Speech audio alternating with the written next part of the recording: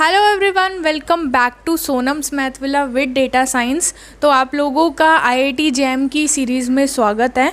तो हम IIT jam 2024 की बात कर रहे थे। हमने अभी तक इस प्लेलिस्ट के अंदर 2 वीडियोस ऑलरेडी पोस्ट कर दी हैं, जिसमें फर्स्ट वीडियो में आपको ये बताया गया है कि आईआईटी जैम क्या होता है एग्ज़ाम, इसका पेपर पैटर्न क्या होता है और कैसे आप लोग इस एग्ज़ाम को दे सकते हो, एलिजिबिलिटी क्या है, उन सब के बारे में हम ऑलरेडी पहले बात कर चुके हैं। सेकेंड वीडियो जो आईआईटी के ऊपर आई थी वो हमारी ये आई थी कि आप 6 मंथ के अंदर क्या आपकी स्ट्रेटेजी रहनी चाहिए या 6 महीने के अंदर कैसे आप आईआईटी जैम की प्रिपरेशन कर सकते हैं, उसके ऊपर थी।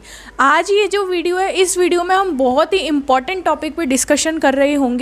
इस वीडियो में मैं आप लोगों को ये बताने वाली हूँ कि क्यों आप लोगों के लिए आईआईटी जैम 2024 का एग्ज़ाम देना बहुत इम्पॉर्टेंट है। अगर हम डेटा की बात करें तो अभी अगर आप देखोगे, अभी इस साल जो फॉर्म भरे गए हैं जिसमें बच्चे 2024 में फरवरी में एग्ज़ाम देने वाले हैं, उसमें आपके 14,000 लगभग अप्रॉक्सीमेटली मैं बोलूँगी 14,000 के आसपास फॉर्म फिल किए गए हैं। इसमें से 14,000 में से जो एक्चुअल बच्चे होंगे जो सच में प्रिपरेशन करना चाहते हैं वो केवल 5 या 6 हज़ार ही होंगे।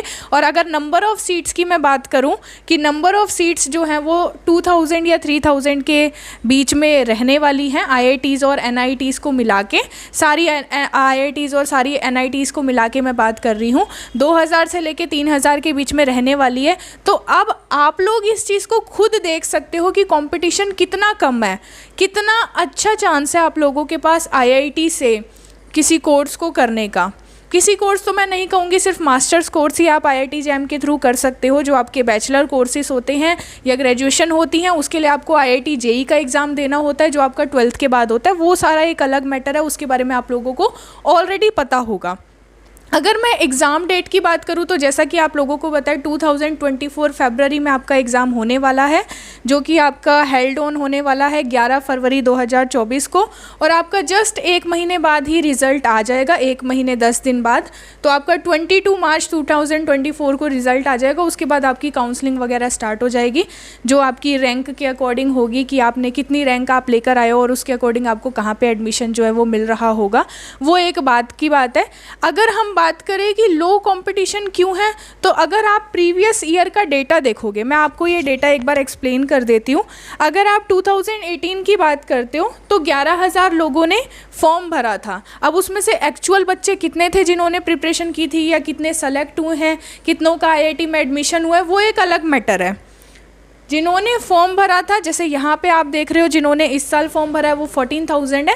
वैसे ही 2018 में जिसने फॉर्म भरा था वो लगभग 11,000 थे हमारे पास। 2019 की मैं बात करूँ तो वो थोड़े से बढ़ गए थे, 12,000 हो गए थे। 2020 की बात करें, जो आपका लॉकडाउन का टाइम था, उस टाइम पे थोड़े 14,000 हो गए थे।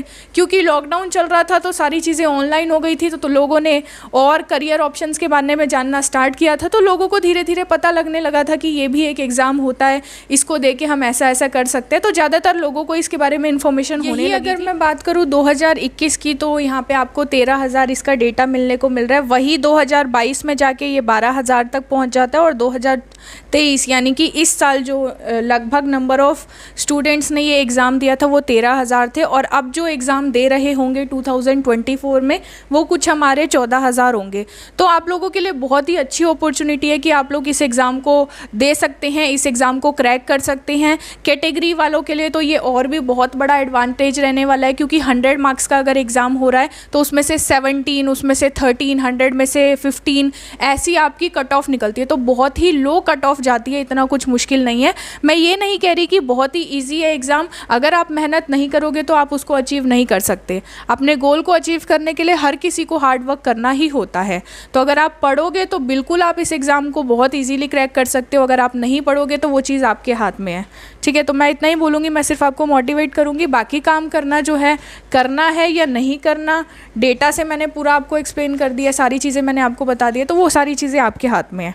ठीक है, तो अब हम मिलेंगे नेक्स्ट वीडियो में। आज की वीडियो में इतना ही था। मेरा मतलब मेन मोटिव जो था वो ये था कि आप लोगों को इस चीज़ के लिए मोटिवेट करना।